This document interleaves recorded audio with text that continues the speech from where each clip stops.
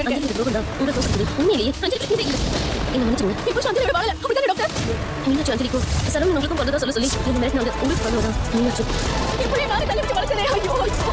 அந்த அண்ணனுக்கும் ரச்சனாவுக்கும் நான் வாழ்க்கை தரேன். உணர்ச்சிபூர்வமான தருணங்களை காண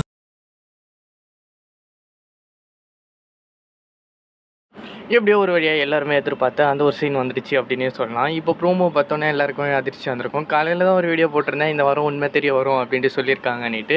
அதே மாதிரி இந்த இப்போ ப்ரோமோவில் அதான் சொல்லியிருக்காங்க, நம்மளோட முத்தழகுக்கு எல்லா உண்மையும் தெரிய வந்துடுது. ஸோ இதுக்கப்புறம் முத்தழகு என்ன பண்ண போகிறாங்க அப்படின்றது தான் இப்போ கதையாக போயிட்டுருக்கு. அது மட்டும் இல்லாமல் இந்த ஒரு ப்ரோமோ பார்க்கும்போது ரொம்பவே சந்தோஷமாக இருக்குது. ரொம்ப நாளுக்கு அப்புறம் இப்போ தாண்டா ஒரு திருப்பத்தை கொண்டு வந்திருக்கீங்க அப்படின்ட்டும் இந்த ஒரு சீரியல் முடியறதுக்கு நிறைய வாய்ப்பு இருக்கும் அப்படின்ற மாதிரி தான் காட்டியிருக்காங்க.